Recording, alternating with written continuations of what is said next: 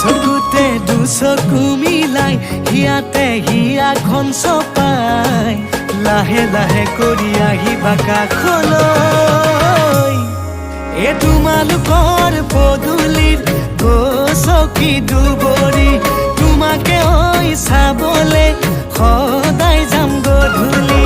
তোমালোকৰ পদূলিত গছকি দুবৰি তোমাকে ঐ চাবলে সদায়